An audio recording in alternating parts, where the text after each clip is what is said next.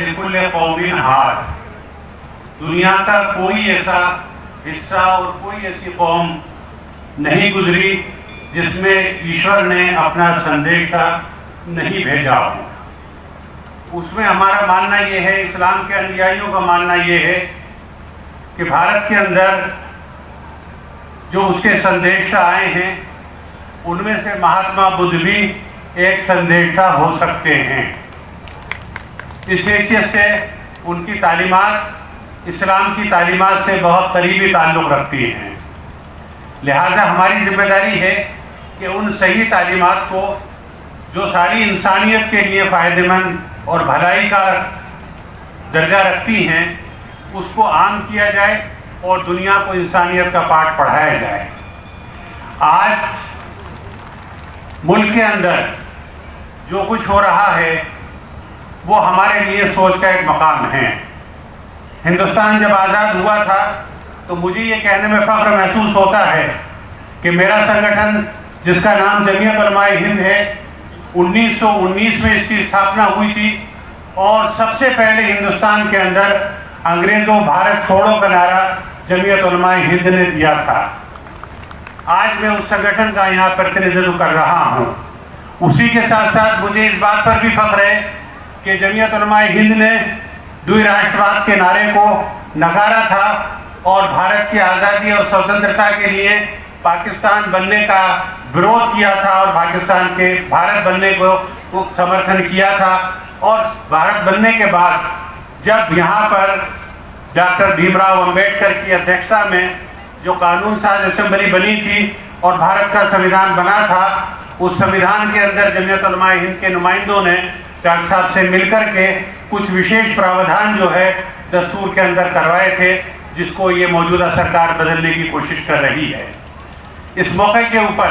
मैं सिर्फ एक ही आह्वान करना चाहूँगा और वो आह्वान ये है कि आप सबको मालूम है कि मौजूदा जो सरकार है उसकी नीति क्या है, उसकी नीयत क्या है,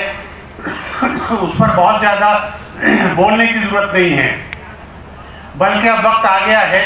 कि हम अमल करके दिखाएं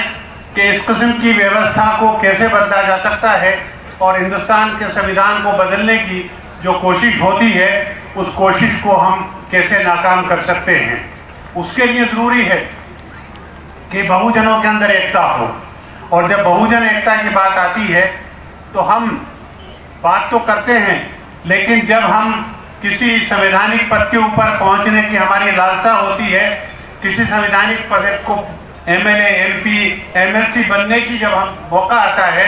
तो हम तमाम उसूलों को बालाए ताक रख देते हैं, बाबा साहब की शिक्षाओं को भी बालाए ताक रख देते हैं और उन शक्तियों के साथ हम अपना तालमेल बिठा लेते हैं जो बाबा साहब के संविधान को बदलने के लिए बाकायदा कोशिश और काम कर रही हैं।